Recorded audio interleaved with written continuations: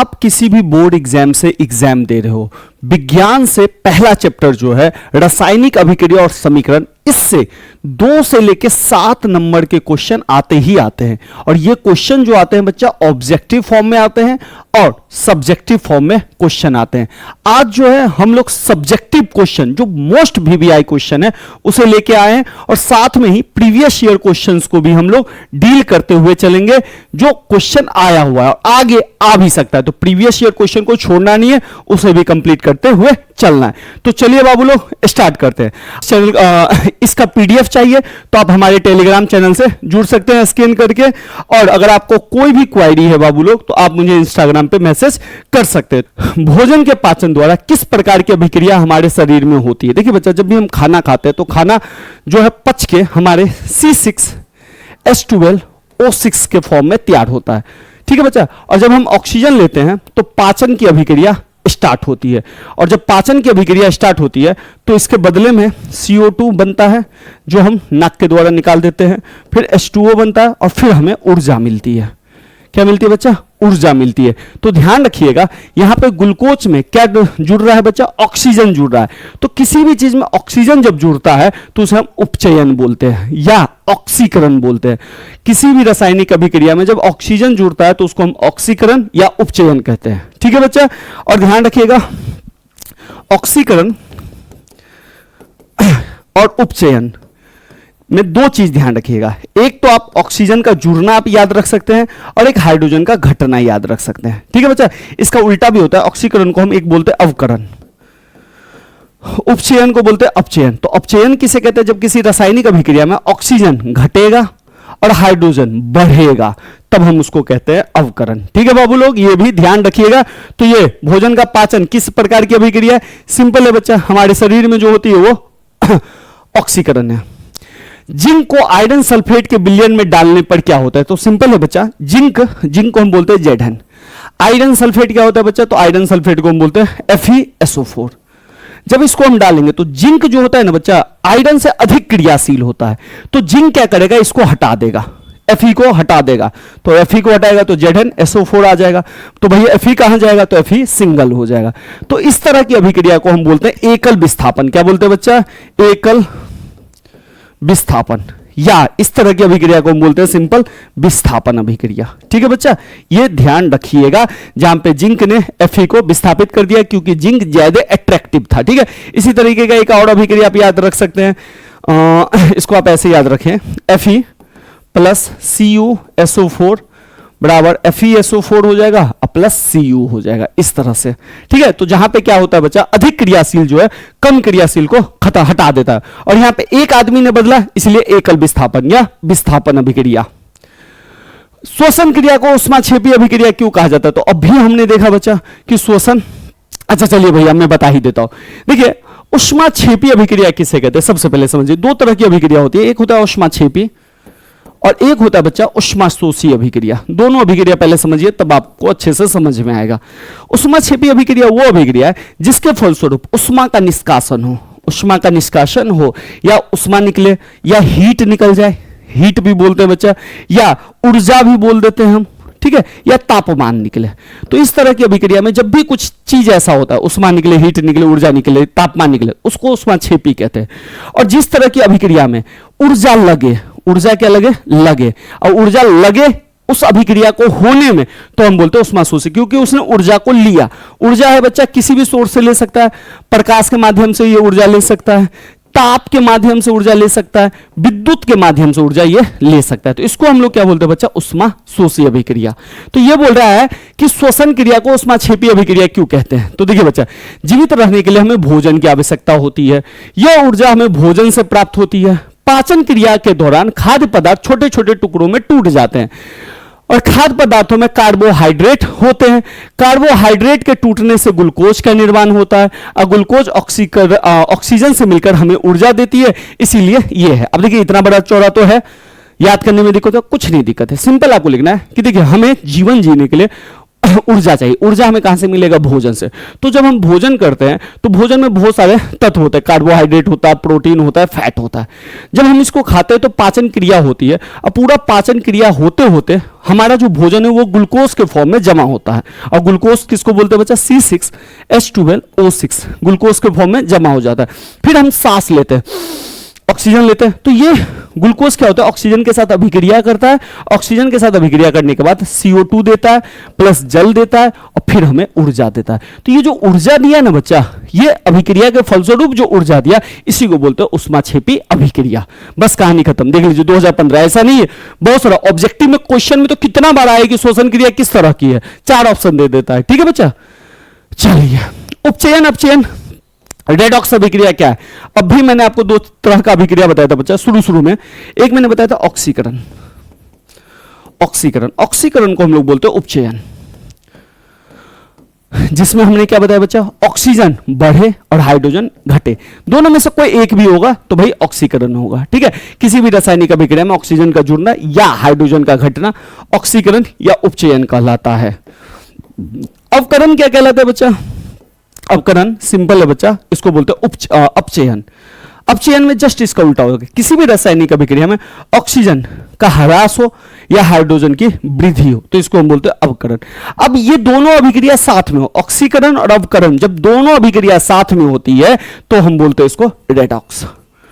ठीक है बच्चा, जब दोनों अभिक्रिया साथ साथ चले तो इसी को बोलते हैं रेडॉक्स। ऐसी रासायनिक अभिक्रिया जिसमें एक पदार्थ ऑक्सीकरण होता है, एक पदार्थ का ऑक्सीकरण होता है, तो एक पदार्थ का ऑक्सीकरण होता है तो इसके ऑक्सीकरण, और दूसरा का अपचयन होता है तो अपचयन उपचयन अभिक्रिया या रेडॉक्स अभिक्रिया कहलाती है। अब जैसे देखिए ये जो दिया है example, CuO plus H2, CuO plus H2O। अब ध्यान से देखिए बच्चा, ध्यान से देखिए, ये कॉपर ऑक्साइड है, कॉपर ऑक्साइड है, कॉपर ऑक्साइड से ऑक्सीजन निकल गया, ऑक्सीजन क्या हो गया? निकल गया। जो ऑक्सीजन निकला तो इसको क्या बोल देंगे बच्चा? ऑक्सीजन निकला तो ऑक्सीजन निकला तो इसको बोलेंगे अवकरण या उपचयन हो गया। ठीक है, दूसरी बात हाइड्रोजन है, हाइड्रोजन में क्या हो गया बच्चा?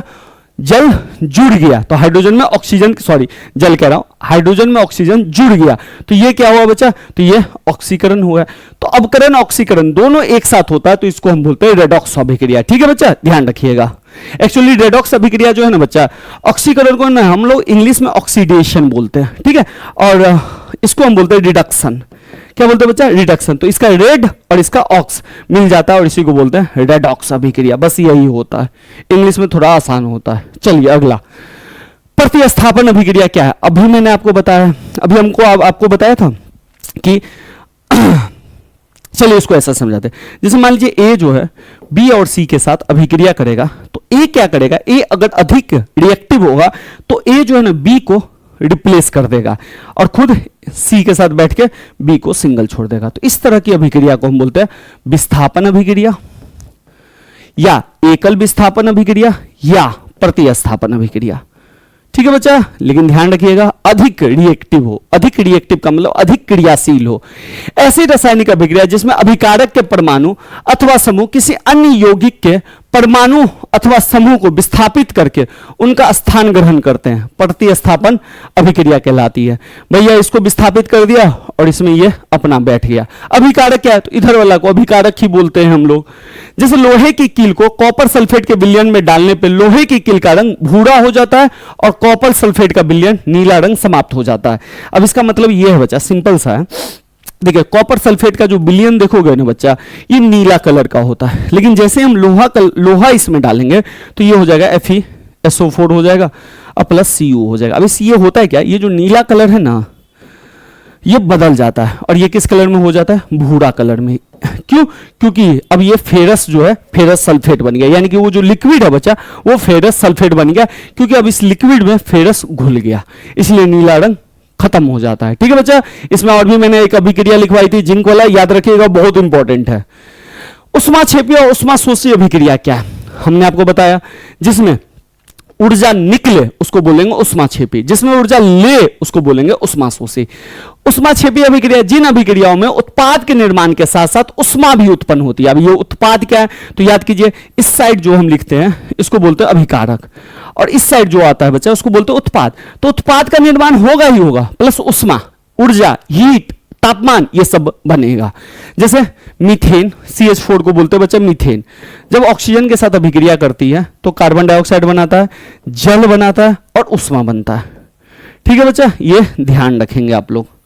अच्छा, इसको बैलेंस करिएगा, बैलेंस जरूर करिएगा। ठीक है, उष्माशोषी अभिक्रिया क्या होती है? जिन अभिक्रियाओं में प्रतिक्रिया के साथ साथ उष्मा का अवशोषण होता है उसी को हम बोलते हैं उष्माशोषी अभिक्रिया। ठीक है बच्चा, जैसे CH2O के साथ हुआ तो उष्मा भी दिए तो बन गया कार्बन मोनोऑक्साइड और जल बन गया। ठीक है बच्चा, सिंपल। नहीं तो इससे नहीं याद हो तो H2O याद रखिएगा।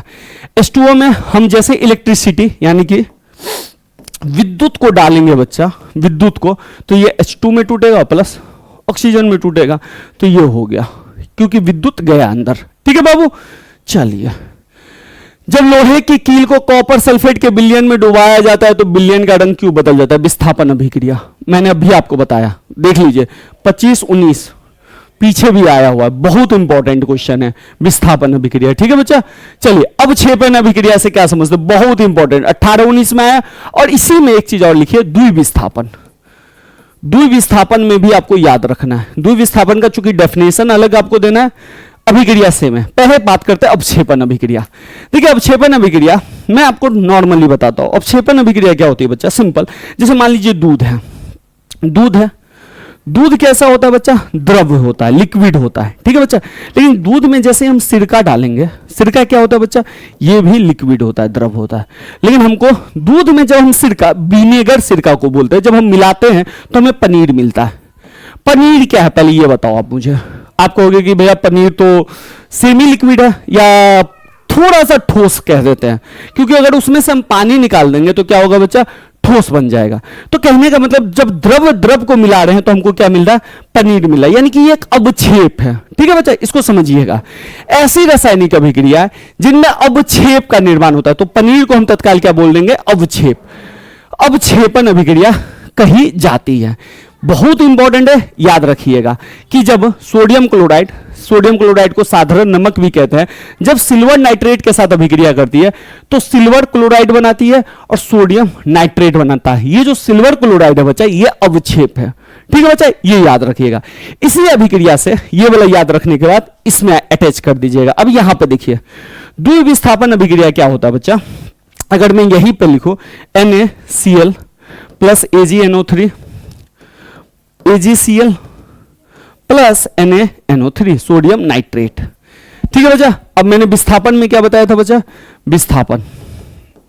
विस्थापन में A प्लस BC बताया था, और A कहा था C के साथ बैठ जाएगा, B अलग बैठ जाएगा बताया था। इसका मैंने एक एग्जांपल दिया था, FeCuSO4 प्लस Cu। विस्थापन में मैंने आपको ये बताया था, देख लीजिएगा। ठीक है बच्चा, अब यहां पे देखिए, एक अकेला ने इसको डिप्लेस कर दिया। ठीक है, इसमें क्या होगा? AB है प्लस CD है। ठीक है बच्चा, इसमें कुछ नहीं करेगा, A जो है C के साथ बैठ जाएगा प्लस B जो है D के साथ बैठ जाएगा, बस हो गया, बात नहीं खत्म। यानी कि दो विस्थापन हुआ, दो तरीके का। यहां पे देखिए, सोडियम जो है ये NO3 के साथ बैठ गया तो ये हो गया NaNO3। ठीक है बच्चा, और Cl जो है बच्चा Ag के साथ बैठ गया, इसलिए बन गया सिल्वर क्लोराइड। तो इस अभिक्रिया को बोलते हैं द्विविस्थापन, क्योंकि दो तरह से बदला। और यहां पे एकल विस्थापन या विस्थापन एक ही बदला।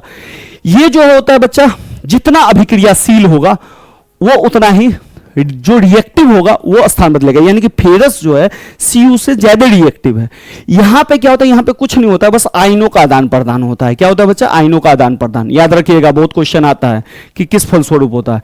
तो जिस अभिक्रिया में आयनों के आदान प्रदान के स्वरूप दो परमाणु आपस में स्थान बदले, उसको द्विविस्थापन अभिक्रिया करते हैं। और ये वाला लगा दीजिएगा। ठीक है बच्चा, बहुत इंपॉर्टेंट। विस्थापन और द्विविस्थापन अभिक्रियाओं में क्या अंतर है? देखिए, फिर से आ गया। इन अभिक्रियाओं के समीकरण लिखे 2024-2020 में आए।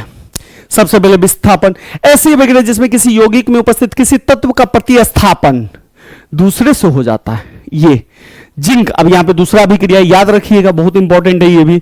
जिंक जो है HCl के साथ हम डालते हैं। HCl क्या बच्चा? अम्ल है। ठीक है, तो ये क्या बनाता है? Zinc chloride. ठीक है बच्चा, प्लस हाइड्रोजन गैस।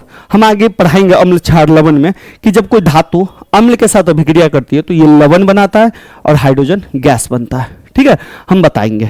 लेकिन यहां पे देखिए जिंक ने किसको रिप्लेस किया बच्चा, हाइड्रोजन को रिप्लेस करके दिया, और ZnCl के साथ बैठ गया और हाइड्रोजन अकेले आ गया। द्विविस्थापन देख लीजिए, यही तो है जो मैंने अभी बताया, जिसमें दो यौगिक अपने आयनों का आदान प्रदान करके नए यौगिक का निर्माण करते। कहा था ना, आयनों का आदान प्रदान करके नए यौगिक का निर्माण करेगा। आइए अगला, संयोजन अभिक्रिया। एक उदाहरण दीजिए। देखिए रासायनिक अभिक्रिया बहुत प्रकार की होती है। 2013 2021 आगे भी एक क्वेश्चन आया हुआ है, संयोजन अभिक्रिया भी बहुत इंपॉर्टेंट है। संयोजन अभिक्रिया और साथ में पढ़ते हैं बच्चा वियोजन अभिक्रिया। समझा देता हूं मैं, अगर एग्जाम में आ गया तो। संयोजन अभिक्रिया में क्या होगा, दो चीज होगा, दो से ज्यादा चीज होगा और दोनों चीज जुड़ के एक चीज बन जाएगा। ठीक है, दो या दो से अधिक अभिकारक, इधर वाले को अभिकारक बोलते हैं, एकल उत्पाद बनाते हैं, इधर वाले को उत्पाद बोलते हैं, तो संयोजन अभिक्रिया कहते हैं बच्चा। ठीक है, वियोजन क्या होता है, एक अकेला अभिकारक होगा, किसी कारणवश, चाहे उसमें आपने उष्मा डाल दिया, तापमान डाल दिया, किसी भी कारणवश बी और सी में टूट जाएगा, दो या अधिक उत्पाद में टूट जाएगा, उसको बोलेंगे वियोजन। जैसे H2O, H2+ और लिख सकते हैं। ठीक है बच्चा, ये आप लिख सकते हैं। ऐसी अभिक्रिया जिसमें दो या दो से अधिक अभिकारक मिलकर एक उत्पाद बनाते हैं, देख लीजिए एक उत्पाद, उसे हम संयोजन अभिक्रिया कहते हैं। जैसे कैल्शियम ऑक्साइड जल के साथ अभिक्रिया किया तो क्या बना दिया, कैल्शियम हाइड्रोक्साइड। इसको हम बोलते हैं CaO को बुझा हुआ चूना। ठीक है बच्चा, इस अभिक्रिया में कली चूना जल से अभिक्रिया करके कैल्शियम हाइड्रोक्साइड बनाता है, एकल उत्पाद है, अतः यह संयोजन अभिक्रिया का उदाहरण है। ठीक है बच्चा, क्वेश्चन देख लीजिए। चलिए अब आइए, बहुत इंपॉर्टेंट, ऐसे मैंने आपको बता दिया है। क्या कर रहा है, ताम्र क्षार को हवा में लंबे समय तक गर्म करने पर उस पर काली परत चढ़ जाती है। क्या है बच्चा, ताम्र। ताम्र का मतलब क्या होगा, तांबा। तांबा, तांबा को हम क्या बोलते हैं बच्चा, Cu, कॉपर। ऑक्सीजन के साथ गर्म कर रहे हैं, ऑक्सीजन के साथ गर्म करिए तो क्या बन जाएगा बच्चा, CuO बन जाएगा। ठीक है, पहला हो गया। इस पर हाइड्रोजन गैस प्रवाहित करने पर उसका भूरा रंग फिर से वापस आ जाता है, यानी कि जब ये होता है तो ये कौन सा बन गया बच्चा, काला। ठीक है, और ये ऐसे क्या था बच्चा, भूरा। ठीक है, फिर हमने क्या किया, उस पर हाइड्रोजन डाला। किस पे हाइड्रोजन डाला, इस पे। तो हाइड्रोजन जैसे ही डाला तो क्या हुआ होगा, सोचिए, Cu अलग हो गया होगा और ऑक्सीजन जो है ना हाइड्रोजन के साथ चला गया होगा, और जैसे ही ये Cu फिर से हो गया तो वो फिर से क्या हो गया होगा, भूरा रंग। ठीक है, तो यहां कौन कौन सी अभिक्रियाएं होती है, इन अभिक्रियाओं के नाम भी लिखे और समीकरण लिखे। अब देखिए अभिक्रिया तो मैंने एक यहां लिख दिया और एक कहां आ गया, यहां आ गया। ठीक है बच्चा, दोनों अभिक्रिया मैंने साथ लिखा। अब देखिए बच्चा, यहां पे कॉपर के साथ ऑक्सीजन जुड़ रहा है। जब भी कॉपर के साथ ऑक्सीजन जुड़ता है तो उसको हम क्या बोलते हैं, ऑक्सीकरण या उपचयन। तो ये उपचयन हुआ। यहां पे कॉपर के साथ क्या हो गया, दोनों तरह की अभिक्रिया हो रही है। कॉपर के साथ ऑक्सीजन हटा तो अपचयन हुआ, अवकरण हुआ, और हाइड्रोजन के साथ जुड़ गया तो ऑक्सीकरण उपचयन हुआ। तो इसके साथ जो हुआ रेडॉक्स अभिक्रिया हुआ। इसके बारे में पूरा लिखा हुआ है, स्क्रीनशॉट लेके देख लीजिएगा। ठीक है बच्चा, चलें आगे चलते हैं। हाइड्रोजन आयन जल में किस रूप में विद्यमान रहता है, कुछ नहीं बच्चा, हाइड्रोजन आयन है। आयन क्या होता है, हाइड्रोजन प्लस, ये आयन है। ठीक है बच्चा, आयन है ना, अम्ल क्षार लवण वाले में आप अच्छे से समझेंगे। जब इसको हम जल में डालेंगे तो ये भी हाइड्रोजन है, ये भी हाइड्रोजन है, तो ये हाइड्रोजन इसके साथ आ जाएगा तो ये H3 बना देगा। ठीक है बच्चा, और O बना देगा। चूंकि ये आयन है प्लस में तो ये प्लस यहां पे मैंने लगा दिया। इसको हम बोलते हैं हाइड्रोनियम। क्या बोलते हैं बच्चा, हाइड्रोनियम। ठीक है बाबू, तो हाइड्रोनियम आयन के रूप में ये रहता है। अब घटन अभिक्रिया से क्या समझते हैं, अभी मैंने आपको बताया था संयोजन के साथ। ऐसी अभिक्रिया जिसमें एक अभिकारक उपयुक्त परिस्थिति में टूटकर दो या दो से अधिक उत्पाद का निर्माण करते उसे अपघटन, विघटन या वियोजन अभिक्रिया कहते हैं। ठीक है बच्चा, 2023। निम्नलिखित अभिक्रिया में उपचयित और अपचयित होने वाले पदार्थों की पहचान करिए। तो सबसे पहले उपचयित क्या बोलते हैं बच्चा, ऑक्सीकरण। इसको क्या बोलते हैं, अवकरण। ठीक है, उपचयित कब होता है, जब ऑक्सीजन बढ़े और हाइड्रोजन घटे। ये कब होता है, जब ऑक्सीजन घटे और हाइड्रोजन बढ़े। क्लियर है बाबू, बस हो गया। जैसे अभी ये देखिए, इसमें सोडियम है, सोडियम में ऑक्सीजन बढ़ गया तो ये क्या हो गया बच्चा, उपचयित। ठीक है, यहां पे देखिए कॉपर ऑक्साइड है, कॉपर बन गया तो यहां पे ऑक्सीजन हटा तो ऑक्सीजन हटा तो क्या हो गया बच्चा, उपचयित, अपचयित। ठीक है बच्चा, अपचयित या अवकरण। और हाइड्रोजन के साथ ऑक्सीजन चला गया तो ये क्या हो गया, उपचयन या ऑक्सीकरण। यही लिखा है, देख लीजिएगा। ठीक है बच्चा, चलिए देख लीजिए, फिर भी मैं बता देता हूं। सोडियम के साथ ऑक्सीजन गया तो यह ऑक्सीजन जब भी जाता है तो उसको कहते हैं उपचयित, ऑक्सीजन अपचयित हो गया, ठीक है। CuO H2 के साथ Cu H2O, तो भैया Cu जो हुआ अपचयित हो गया क्योंकि Cu से ऑक्सीजन हट गया। हाइड्रोजन उपचयित हो गया और O कोई परिवर्तन नहीं हुआ। चलिए, संतुलित रासायनिक समीकरण क्या है? संतुलित रासायनिक समीकरण सिंपल, इधर अभिकारक के जो परमाणु है उत्पाद के परमाणु का संख्या बराबर होना चाहिए, दैट्स इट, ठीक है। रासायनिक समीकरण में भाग लेने वाले अभिकारकों में परमाणुओं की संख्या उत्पाद के परमाणुओं की संख्या के बराबर हो तो उसे समतुल्य रासायनिक समीकरण या संतुलित रासायनिक समीकरण कहते हैं। यानी कि इधर का परमाणु और इधर का परमाणु सेम होना चाहिए, ठीक है। अब यहां पे है Al H2SO4 Al2SO4, ठीक है बच्चा, ये ऐसे है, प्लस H2 है, ठीक है। इसको आप संतुलित करना होगा, संतुलित करना पड़ेगा। तो देखिए बच्चा, हाइड्रोजन 2 इधर भी 2 इधर भी, लेकिन SO4 इधर कितना है बच्चा? 3 है।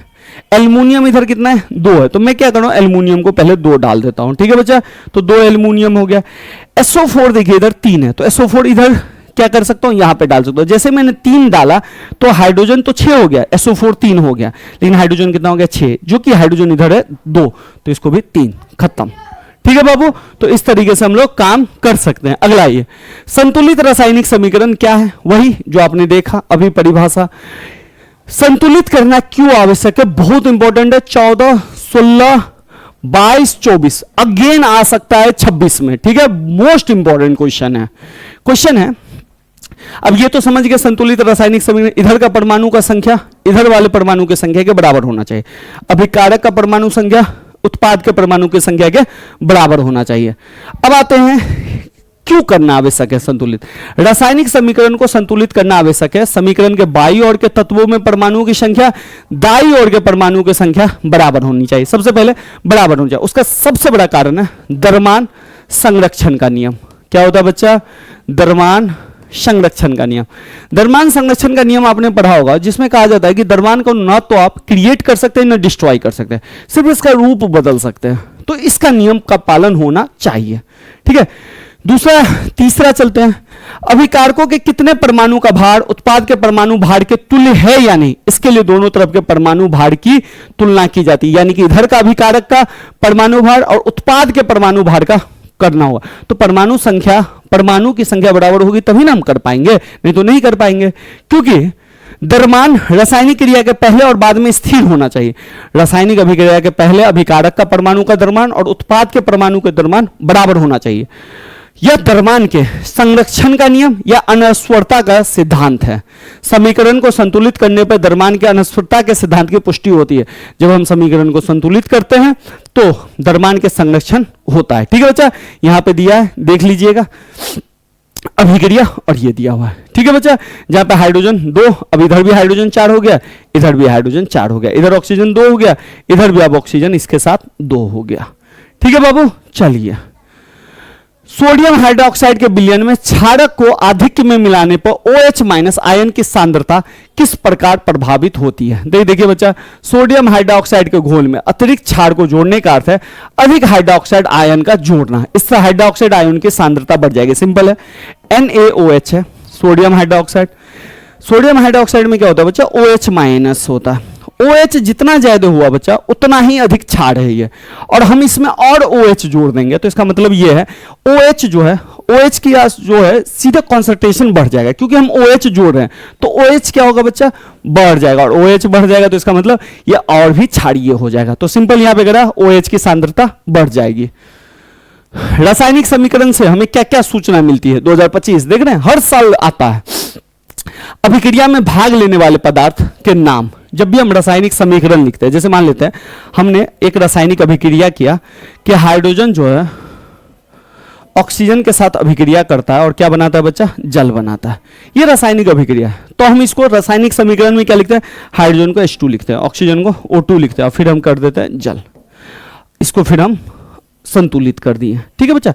तो भैया अभिक्रिया में भाग लेने वाले पदार्थों के नाम पता चल गया कि हाइड्रोजन लिया, ऑक्सीजन लिया, ठीक है।